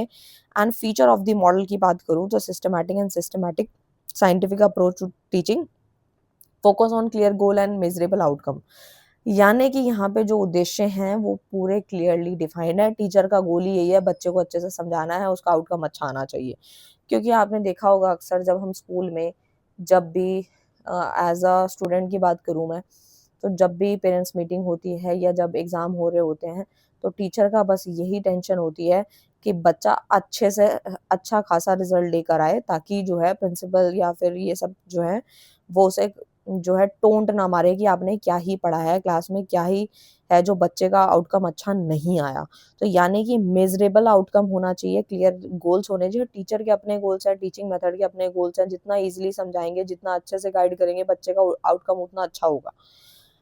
Based on feedback in evaluation, evaluation तो आपको पता ही है, टेस्ट लेके इवैल्यूएशन हो जाता है। स्कूल में पेपर होते क्यों हैं? इसीलिए होते हैं ताकि जो बच्चे ने पूरा साल पढ़ाई करी है, पहले के समय की पढ़ाई कैसी थी कि साल में हम एक बार पेपर दे देते थे और छुट्टी हो जाती थी। लेकिन अभी क्या है, जो सीसी पैटर्न चल रहा है उसमें हर मंथ में बच्चे के पेपर लिए जा रहे हैं, यानी कि एफए हो रहा है, एसए हो रहा है, एंड क्लास टेस्ट हो रहा है, कभी सरप्राइज टेस्ट हो रहा है। ये क्यों हो रहे हैं? ताकि इवैल्यूएशन हो सके कि बच्चे ने साल के दौरान क्या-क्या टाइम पीरियड पे सीखा है, ठीक है। लर्नर सेंटर है, गोल ओरिएंटेड होता है कि बच्चे के हिसाब से हमें चलना है। यही हमारी एनईपी की पॉलिसी में भी बताया गया है कि बच्चे के हिसाब से चलो, ठीक है। इफेक्टिव लर्न लेसन प्लानिंग, यानी कि आप अभी आपने जो है लेसन प्लान्स भी बनाए होंगे, उसमें आपने देखा होगा टीचिंग का एड कैसे यूज़ करना होता है, ठीक है, और कैसे इफेक्टिव लेसन प्लान आपको बनाने होते हैं। और इस मॉडल के ना कुछ फ़ायदे भी हैं। ये मॉडल ऐसे ही नहीं पढ़ाया जा रहा, आपको सिखाया भी जा रहा है कि जब आप बच्चे के सामने प्रस्तुत होंगे तो किस प्रकार से आपको अपने माइंड में चीज़ें सेट करके रखनी है, कैसे आप उसके साथ बिहेव करोगे, कैसे आप एड्स की यूज़ करोगे। तो यहाँ पे बताया गया है इस मॉडल की कुछ खासियत है। सबसे पहला तो यही है कि क्लैरिटी दे दे टीचिंग के ऑब्जेक्टिव में कि टीचिंग का उद्देश्य क्या है। अभी ये सब चीज़ें आपने पढ़ी, आपको पता लग गया होगा कि उद्देश्य एक्चुअल में होता क्या है। टीचिंग के पर्पस से अगर बात करो, टीचिंग इफेक्टिवनेस इम्प्रूव, यानी कि अभी तक जो हमारे सोचने की क्षमता जो थी वो थोड़ी अलग थी कि हाँ ठीक है, हम पढ़ा लेंगे। लेकिन जब हमने ये सब्जेक्ट पढ़ा, आपने इतने सारे टॉपिक पढ़े, तो आपको एक्चुअल में समझ में आया कि बच्चे को ईज़ीएस्ट वे में सिखाना है, बच्चे के अकॉर्डिंग सिखाना है और कौन-कौन से एड यूज़ कर सकते हो, ईज़ी वे में सिखाना है। ये सारी चीज़ें आपने इस सब्जेक्ट को पढ़ने के बाद एनालाइज़ कर ली होंगी। प्रॉपर इवैल्यूएशन ऑफ लर्निंग में भी ये मदद करता है कि लर्निंग जो है वो बच्चे को जब आप कुछ सिखा रहे हो तो कैसे प्रॉपर इवैल्यूएशन करना है। कई बार कई लोग ऐसे होते हैं जिनका टीचिंग में कोई इंटरेस्ट नहीं होता, स्टिल वो इंटेलिजेंट होते हैं बट वो टीचर नहीं बन पाते। रीज़न ही क्या है कि उनको समझाने का तरीका नहीं आता, ठीक है? तो यही है कि जिनको नहीं भी आता और वो बनना भी चाहते हैं, तो यहाँ पे सिखाया जा रहा है। तो ensure organise and plan teaching, यानी प्लान टीचिंग भी अभी ऊपर हमने पढ़ा कि जब कभी आप फ्यूचर में जब पढ़ाने जा रहे हो या फिर अभी जाते हो किसी भी स्कूल में या फिर किसी भी इंस्टीट्यूट में, तो आप देखते हो कि पहले से डिसाइड करके जाते हो कि मेरे को कल ये टॉपिक पढ़ाना है और इस मेथड से पढ़ाना है कि बच्चे को ईज़िली समझ आ जाए और इतनी देर में इस टॉपिक को खत्म करना है। तो वो प्लान टीचिंग है कि टीचर ने पहले ही प्लान बना लिया। Useful for both teacher and learner, इस तरीके से जो पहले से प्लान टीचिंग होती है ना, उससे बच्चे का टाइम भी बचता है, खुद का भी बचता है और जो हमारा गोल होता है ना, वो भी जल्दी अचीव हो जाता है। यानी कि अगर हम बोले कि मैंने बोर्ड मास का ऊपर एग्ज़ाम्पल लिया था, तो अगर मकसद ये है कि बच्चे को कल बोर्ड मास सिखाना है, अगले दिन उसके क्वेश्चन कराने हैं, तो टीचर ने पहले ही प्लान बना लिया कि ऐसे-ऐसे जो है एक क्लास में बोर्ड मास कराना है, अगले दिन बोर्ड मास के क्वेश्चन कराने हैं। तो यानी कि इससे टीचर का जो प्लान है वो ऑलरेडी पहले से सेट था और बच्चे को समझ भी आ गया और 2 दिन बाद बच्चे का टेस्ट भी ले लिया, यानी कि असेसमेंट भी हो गया।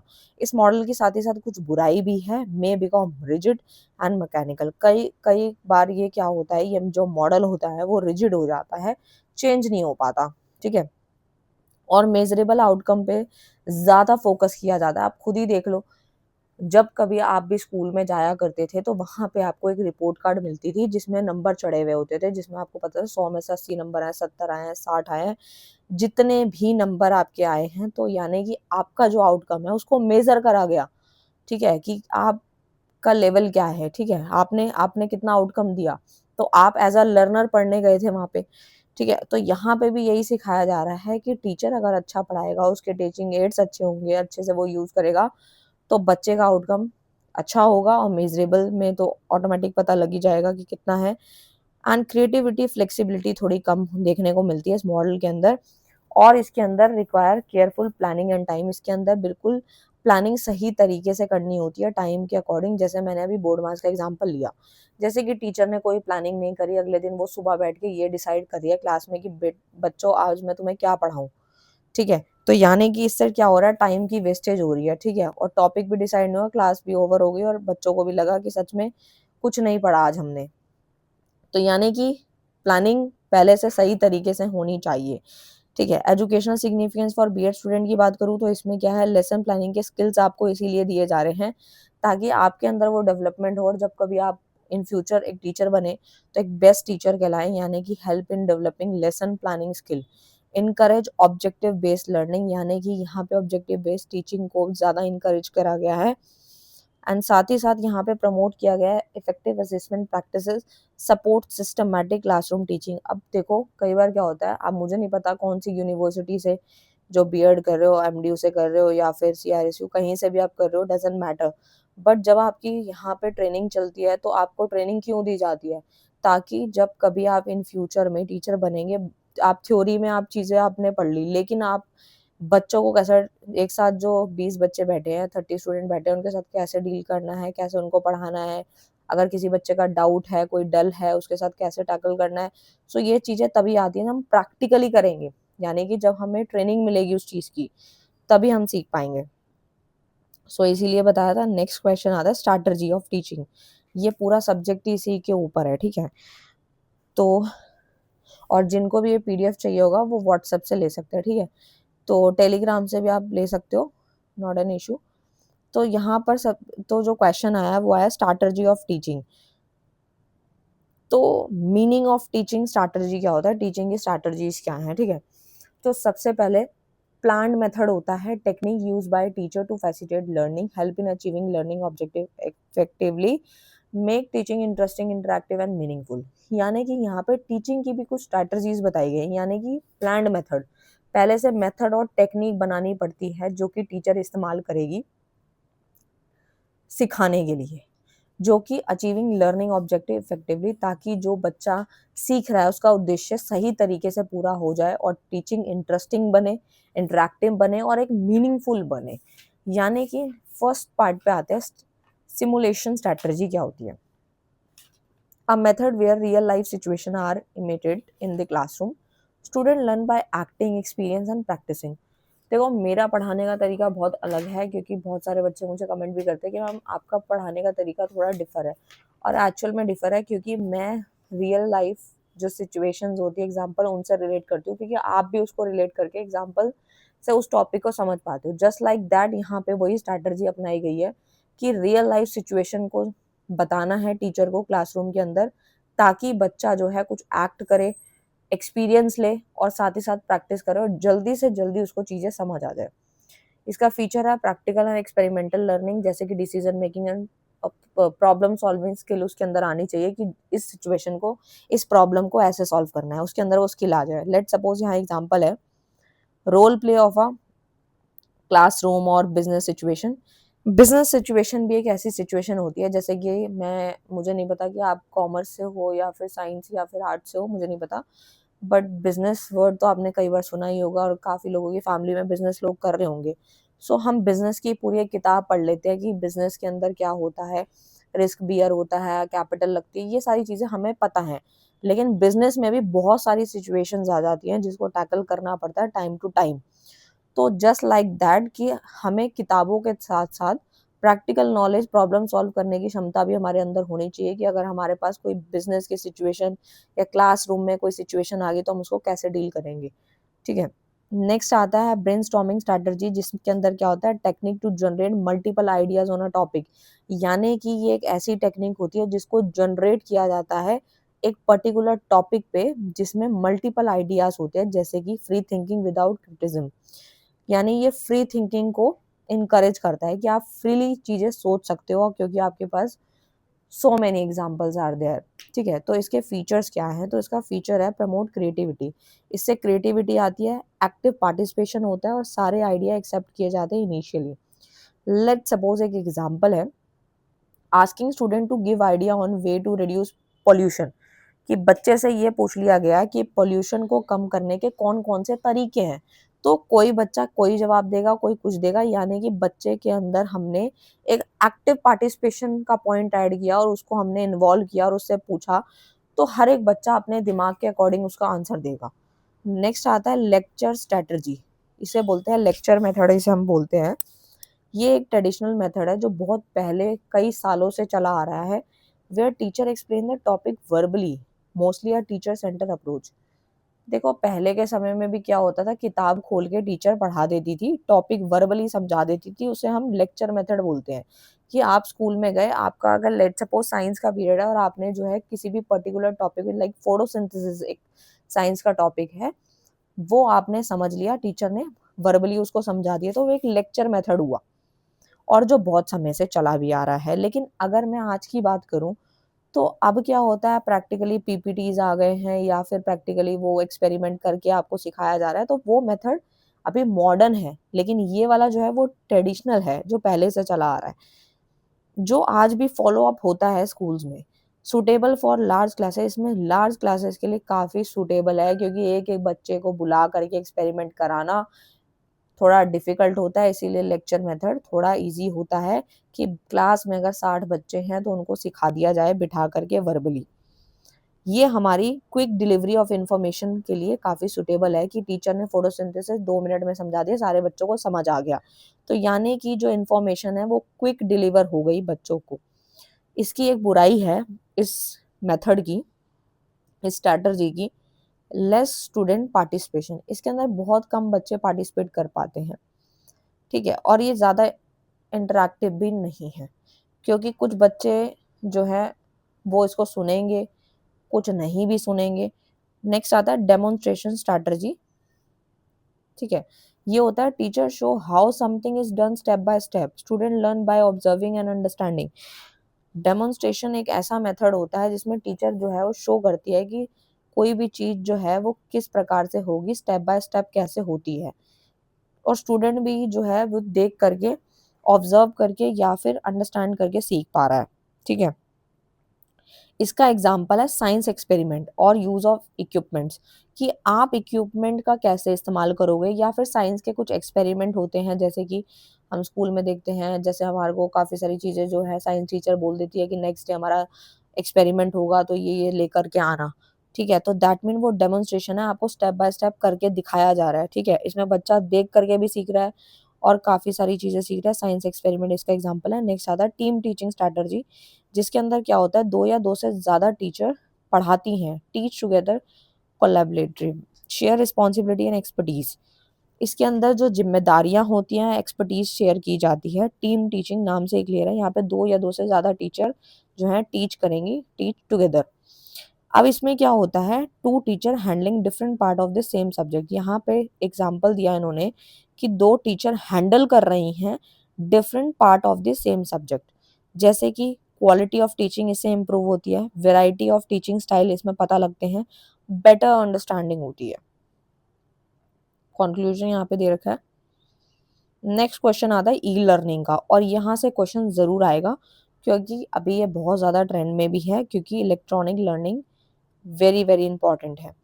Learning conducted through electronic device and digital platform के द्वारा जो आप लर्निंग सीख रहे हो, पहले के समय के पढ़ाई कैसे हुआ करती थी, अगर मैं कोविड से पहले की बात करूं तो वहां पे क्या हुआ करता था कि हम लोग अपने स्कूल में जाके पढ़ लेते थे, या फिर हमारे जो 4-5 किलो के दायरे में जो भी कोचिंग इंस्टीट्यूट होते थे वहां जाके हम पढ़ते थे। लेकिन अभी का दायरा कैसा हो चुका है कि हमारी जो लर्निंग है हम घर बैठे बैठे किसी भी अनदर स्टेट या अनदर कंट्री के टीचर से पढ़ाई कर सकते हैं, due to electronic learning. Internet, computer, smartphone, multimedia tool की मदद से हम पढ़ पा रहे हैं, और कहीं बैठ के भी किसी भी टाइम हम पढ़ सकते हैं। अगर आपको, आप सोचो कि रात को 2 बजे आपको कोई टॉपिक समझना है, आप यूट्यूब खोलोगे, टॉपिक डालोगे, फटाफट से वो टॉपिक समझ आ जाएगा। तो यानी कि आप किसी भी टाइम कहीं भी आप एजुकेशन को ग्रैब कर सकते हो, और ये फ्लेक्सिबल है, एसेसिबल है, लर्नर सेंटर्ड है, कि बच्चे के लिए बहुत सारा कंटेंट है। अब मैं यूट्यूब का एक एग्जांपल लूँ कि जब कोविड से पहले के बात करूँ तो इतना ज़्यादा कंटेंट यूट्यूब पे अवेलेबल नहीं था। लेट सपोज एक फोटोसिंथेसिस का मैं एग्जांपल ले लूँ तो बहुत कम लोग वीडियो बनाया करते थे, 3 या 4 हो सकती हैं वीडियोस आपको मिल जाए, लेकिन अभी आपको बहुत सारी वीडियोस मिल जाएंगी और अलग अलग मिल जाएंगी। तो e learning make education more flexible बनाया उसने। यहाँ पे कुछ और भी लर्निंग आती है, एक आती है एम लर्निंग। एम लर्निंग का मतलब होता है मोबाइल लर्निंग, एक तरीके से learning through mobile device such as smartphone and tablets. जो भी आप अपने टैब से या फिर स्मार्टफोन से जो भी लर्निंग को ग्रैब कर रहे हो उसे मोबाइल डिवाइस बोलते हैं, सॉरी, एम लर्निंग बोलते हैं। अब इसमें क्या होता है, form of e learning focus on portability and convenience.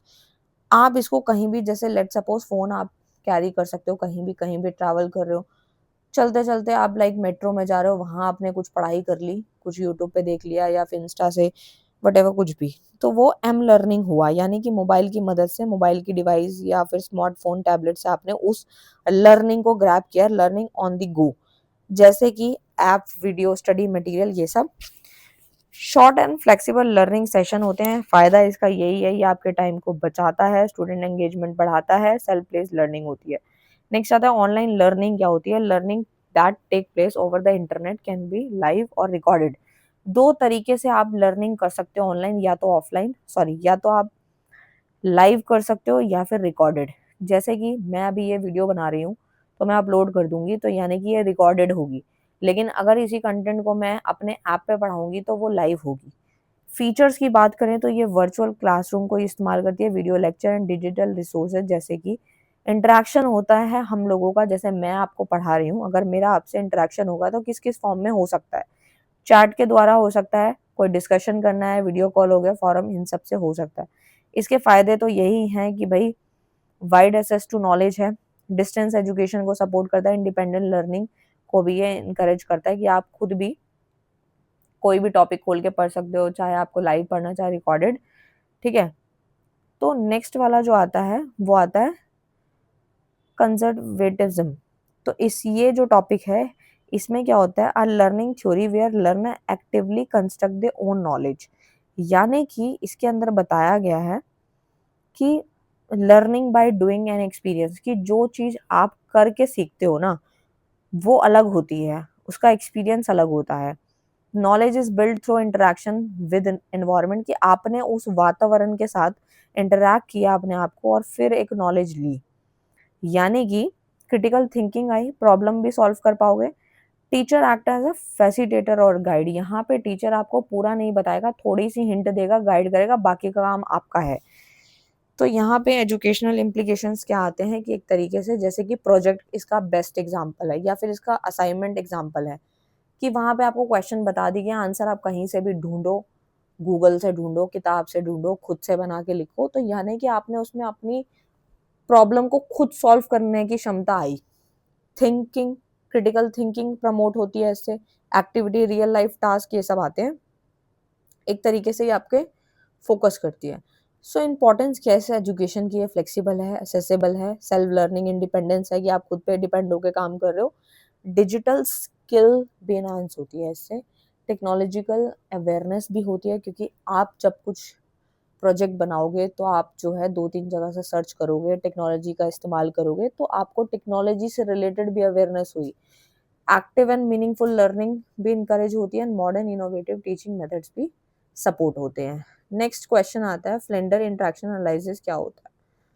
तो FIAC जो है वो क्या है, तो डेवलप बाय नीड ए के द्वारा ये डेवलप करी गई थी। सो इस सिस्टम के अंदर क्या होता है, ये यूज़ किया जाता है क्लासरूम इंटरेक्शन को एनालाइज करने में, टीचर और बच्चे के बीच में जो भी इंटरेक्शन हो रहा है क्लासरूम के अंदर, उसको एनालाइज करने का एक सिस्टम है जो कि verbal communication in the classroom पे फोकस करता है। इसमें टीचिंग का बिहेवियर और स्टूडेंट का पार्टिसिपेशन पे फोकस डाला जाता है कि टीचिंग का बिहेवियर कैसा है, बच्चा कैसे पार्टिसिपेट कर रहा है। सो सबसे पहले आता है टीचिंग टॉक, जो कैटेगरी 1 और 7 के बीच में आता है, 10 कैटेगरीज है इसमें। सबसे पहला आता है accept feeling, teacher show empathy and understanding, teacher समझने वाला होना चाहिए। ये नहीं कि अगर बच्चे ने 2 बार सवाल पूछे तो एक बार जवाब दे दिया और दूसरी बार मुंह बना लिया, वो नहीं होना चाहिए, यानी फीलिंग को एक्सेप्ट करना चाहिए। दूसरा आता है इनकरेजेस, इसमें क्या होता है पॉजिटिव रीइंफोर्समेंट होना चाहिए। एक्सेप्ट और uses ideas of student, build on student response, यानी कि स्टूडेंट ने जो प्रश्न पूछा है, जो भी चीज़ें पूछी हैं उसका रिस्पॉन्स करे। आस्क क्वेश्चन में आता है प्रमोट थिंकिंग एंड पार्टिसिपेशन, ऐसा नहीं है कि टीचर ही सारी बातों का जवाब दे रहा है, बच्चे से भी क्वेश्चन पूछना चाहिए ताकि बच्चे को लगे कि मेरे से भी टीचर क्वेश्चन पूछ सकती है, तो उससे थिंकिंग प्रमोट होती है और उसका पार्टिसिपेशन भी इन्वॉल्व होता है। लेक्चरिंग में आता है कि इंफॉर्मेशन एंड एक्सप्लेनेशन प्रोवाइड करना, गिविंग डायरेक्शन, स्टूडेंट को रास्ता दिखाना और सही रास्ता दिखाना। और उसके बाद स्टूडेंट टॉक, स्टूडेंट टॉक में आता है रिस्पॉन्स, यानी student reply to the teacher. ऐसा नहीं है कि बच्चा बैठा रहे और टीचर को जवाब ही ना दे, तो वो भी कोई फ़ायदे की चीज़ नहीं है।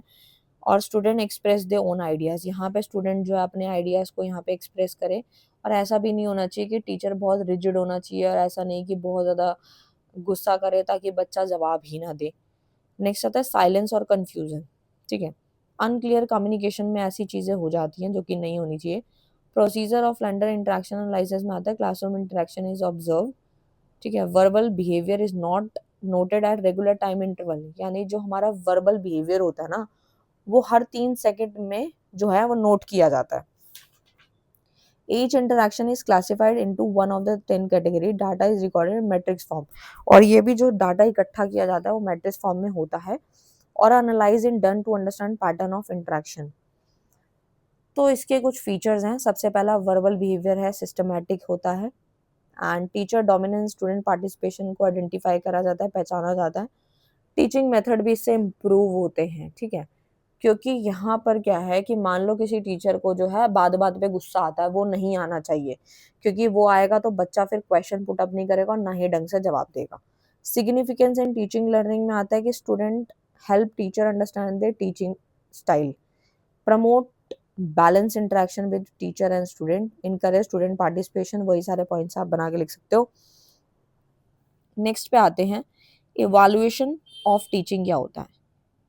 तो देखो भाई, इवैल्यूएशन का मतलब क्या है, एक सिस्टमैटिक प्रोसेस है कलेक्टिंग, एनालाइजिंग, इंटरप्रेटिंग इन्फॉर्मेशन, एक मिनट, अबाउट लर्नर परफॉर्मेंस, कि जो भी लर्नर है, जो भी स्टूडेंट है, उसकी जो भी इंफॉर्मेशन है उसको पहले इकट्ठा करो, फिर एनालाइज करो, फिर रिजल्ट निकाल दो उसका, तो वो इवैल्यूएशन है। अब जैसे कि यहाँ पे बताया गया है कि it help in determining the extent to which educational objective are achieved, assessment and judgment of learning outcome। जैसे कि आपने नाम तो सुना ही होगा, continuous and comprehensive, CC, process in teaching learning. यानी कि सबसे पहले इवैल्यूएशन करने की ज़रूरत ही क्यों है। सबसे पहला तो यही है कि help in knowing whether student have achieve learning objective, कि यहाँ पे ये पता लगाया जाए कि जो बच्चा है, जो स्टूडेंट है, उसकी जो लर्निंग ऑब्जेक्टिव है, वो जो लर्न करने का उद्देश्य है वो अचीव हुआ या नहीं हुआ। फिर टीचिंग के मेथड को इम्प्रूव करना है, provide feedback to teacher for improving instructor strategy. ठीक है, यानी कि जैसे अब मैं अभी कई बार जो होता है कि हम लोग पढ़ा रहे होते हैं पर स्टूडेंट कमेंट कर देता है कि मैम वैसे तो आप बहुत अच्छा ही पढ़ा रहे हैं, बट हाँ कोई कोई टॉपिक जो है, एग्जाम्पल जो है थोड़ा छोटा है या कुछ भी है, तो थोड़ा और डेप्थ में होना चाहिए। तो इसी प्रकार से है कि टीचिंग के मेथड भी इम्प्रूव होने चाहिए जो फीडबैक से मिलते हैं हमें। और डायग्नोस लर्निंग डिफिकल्टी आता है, यानी कि लर्नर की ना स्ट्रेंथ और वीकनेस पता चलती है, बच्चे की स्ट्रेंथ और वीकनेस पता चलती है जब हम टेस्ट लेते हैं या उससे कोई फीडबैक लेते हैं, तो पता लगता है। फिर आता है टू प्रोवाइड फीडबैक, यानी कि help student understand the progress area of improvement. जैसे ही रिजल्ट सामने आता है, बच्चे का पता चल जाता है कि बच्चे को कहाँ पे इम्प्रूवमेंट करनी चाहिए, कहाँ प्रोग्रेस, ये सारी चीज़ें पता चलती है। टू प्रमोट स्टूडेंट मोटिवेशन, अब यहाँ पे आता है encourage student to perform better. अब टीचर मान लो कि बार बार उसको जो है ताना मारता रहे कि तुम्हारे बस की नहीं है, तो ये समझ लेना कि बच्चा जो है वो ढंग से आगे भी परफॉर्म नहीं कर पाएगा। लेकिन अगर हम उसको मोटिवेट करेंगे तो पहले से बेहतरीन करेगा वो, और स्टे एंगेज। नेक्स्ट है टू मेक एजुकेशनल डिसीजंस, यानी कि ग्रेडिंग, प्रमोशन, सर्टिफिकेशन में भी मदद मिलती है, क्वालिटी एजुकेशन इंश्योर होती है। इवैल्यूएशन के ना यहाँ पे कुछ पॉइंट्स दिए हैं, जैसे कि फीचर्स। कॉम्प्रिहेंसिव में आता है all aspect of learning, cognitive, affective and psychomotor, हर तरीके से उसको लर्निंग मिलनी चाहिए। कंटिन्यूस मतलब कि टीचिंग लर्निंग प्रोसेस जो होना चाहिए वो कंटिन्यूस बेसिस पे होना चाहिए। ऑब्जेक्टिव ओरिएंटेड है, यानी कि प्री डिफाइंड लर्निंग ऑब्जेक्टिव पे ही हमारा उद्देश्य है। प्लान्ड और ऑर्गेनाइज प्रोसीजर होना चाहिए। एंड लर्निंग गैप को हमें पहचानना है और इम्प्रूवमेंट करनी है एक तरीके से। And can be adapted according to different learner and situation, यानी कि हमें कुछ नई नई चीज़ें अडेप्ट करनी है ताकि बच्चा भी अच्छे से सीखे। एंड नेक्स्ट आता है quantitative and qualitative, include both marks and grade and descriptive feedback. आपने देखा होगा कि जब हम बहुत छोटे थे, लाइक फर्स्ट सेकंड क्लास में थे या फिर हम नर्सरी में थे, तो हमें ग्रेड मिला करता था, A grade, B, B plus, ये सब मिलता था। तो वो क्या है, ठीक है, वो भी हमारा एक आउटकम दिखाता है, और जो मार्क्स है वो भी हमारा आउटकम है। यानी कि जब ये दोनों मिल जाते हैं तो एक प्रॉपर फीडबैक बनता है, जो कि क्वांटिटेटिव एंड क्वालिटेटिव दोनों होता है, रिलायबल, वैलिड होता है। तो role of evaluation in teaching learning में क्या रोल होता है, तो सबसे पहले टीचिंग इफेक्टिवनेस इंप्रूव होती है इससे। टीचर को पता लगता रहता है कि कैसे बच्चे को सिखाना है, कैसे उसका आउटकम अच्छा आएगा, स्टूडेंट लर्निंग आउटकम इनहांस होगा, करिकुलम में डेवलपमेंट करना, ये सारे पॉइंट्स आप लिख सकते हो। नेक्स्ट आता है वही सीसीई आता है, कंटिन्यूअस एंड कॉम्प्रिहेंसिव इवैल्यूएशन क्या होता है। देखो सीसीई का पैटर्न बहुत पहले आया था, ठीक है, तो जब मैं भी 9th क्लास में थी तब भी ये पैटर्न आया था सीसीई का, यानी कंटिन्यूअस एंड कॉम्प्रिहेंसिव इवैल्यूएशन। इसमें क्या होता है कि लाइक ऐसा नहीं होता कि पूरे साल में 2 बार पेपर होंगे और उसके बाद हम पढ़ के चले जाएंगे और हम पास हो जाएंगे। तो सीसी पैटर्न नाम से ही क्लियर है, कॉन्टिन्यूअस, यानी कि बच्चे का इवैल्यूएशन पूरे साल होना चाहिए, यानी कि साल में जो है, यानी 6 मंथ्स की बात करूँ तो 6 मंथ्स को भी टुकड़ों में बांटा उन्होंने सीसी पैटर्न को, ताकि बच्चे का रेगुलरली असेसमेंट होता रहे। जैसे कि हर मंथ यूनिट टेस्ट होंगे, फिर उसके बाद 6 मंथ पे उसके एग्ज़ाम भी होंगे, उसकी कॉपी भी चेक होगी, और साथ में वो क्लास में कितना इंटरैक्ट कर रहा है, कितने क्वेश्चन कर रहा है, कॉपी कंप्लीट है या नहीं, इन सब चीज़ों के मार्क्स जुड़ेंगे, वो सीसीई पैटर्न के अंदर आता है। ये एक सिस्टम है। अब इन्होंने क्या बोला, ये तो मैंने आपको अपना एग्जांपल दिया। इन्होंने बोला system of evaluation that assess student regularly and in all aspect of development, कि बच्चे की डेवलपमेंट बिल्कुल रेगुलरली बेसिस पे होना चाहिए। ऐसा नहीं है कि साल में 2 बार पेपर ले रहे हैं तो बच्चा सोचेगा नहीं अभी तो कोई टेस्ट नहीं है, पढ़ाई की क्या ही ज़रूरत।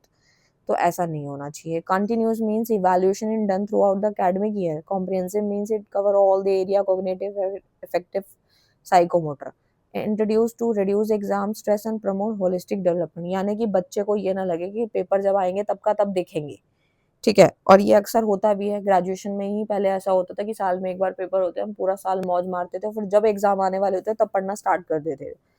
तो वो काम नहीं होना चाहिए, यानी कि एग्जाम का स्ट्रेस फिर एकदम ना आए, इसलिए होलिस्टिक डेवलपमेंट को प्रमोट करना, ये ओवरऑल ग्रोथ ऑफ लर्नर को दिखाता है।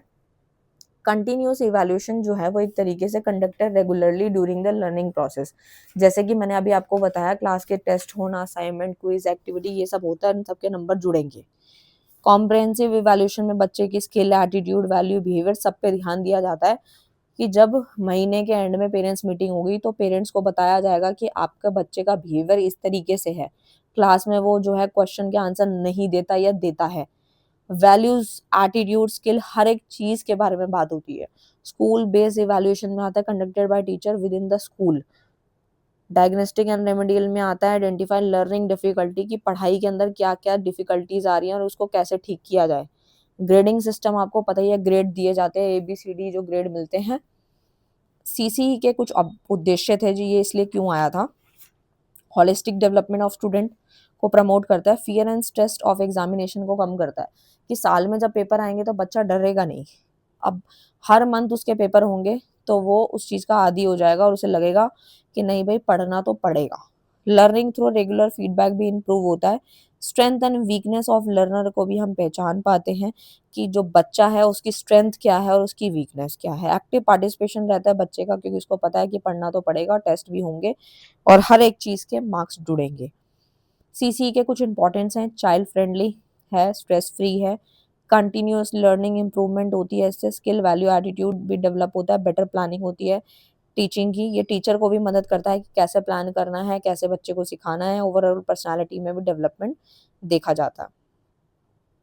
सारे क्वेश्चन हो चुके हैं, बस एक ही क्वेश्चन रह गया है जो कि ग्रेडिंग के ऊपर है, वैसे तो मैंने समझा दिया है। ग्रेडिंग सिस्टम में आता है। ग्रेडिंग सिस्टम एक ऐसा मेथड है जो कि स्टूडेंट को उसकी परफॉर्मेंस को इवैल्यूएट कराता है ग्रेड की मदद से, बजाय कि मार्क्स के। इससे बच्चे का स्ट्रेस कम होता है, कंपटीशन भी जो है वो रहता है, ओवरऑल अचीवमेंट लेवल देखने को मिलता है। जैसे अगर किसी के बच्चे के A1 आया है तो दैट मीन्स उसका ग्रेड पॉइंट 10 है, परफॉर्मेंस लेवल उसका आउटस्टैंडिंग है।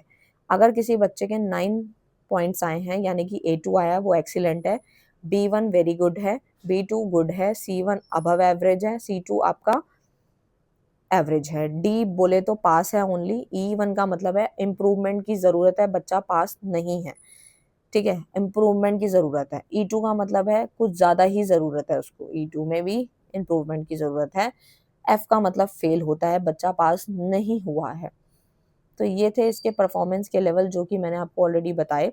बस एक बार इसके फीचर समझ लेते हैं, उसके बाद ये वीडियो समाप्त हो जाएगी, क्योंकि पूरा PDF मैंने कंप्लीट कराया, वो भी डिटेल के साथ। फीचर ऑफ ग्रेडिंग सिस्टम में आता है कि इससे एग्जामिनेशन स्ट्रेस कम हो जाता है, क्योंकि नंबर नहीं दिखते, ग्रेड दिखते हैं। Avoid minute difference in marks, यानी कि जो मिनट डिफरेंस होते हैं मार्क्स में वो अवॉइड होते हैं। होलिस्टिक इवैल्यूएशन होता है जो मैंने अभी ऊपर पढ़ाया आपको, और इसको समझना बड़ा आसान होता है, इंटरप्रेट भी आप कर सकते हो क्योंकि नंबर भी साथ में दिए हुए ग्रेड के। पॉजिटिव लर्निंग इन्वायरमेंट को ये इनकरेज करता है कि हर बच्चा पढ़े और आगे बढ़े, और उसका कंपटीशन लेवल इस लेवल पे है तो वो आगे कैसे बढ़ेगा। ये था पूरा का पूरा PDF जो मैंने ऑलरेडी आपको अच्छे से समझाया। All the best for your exam, thank you so much.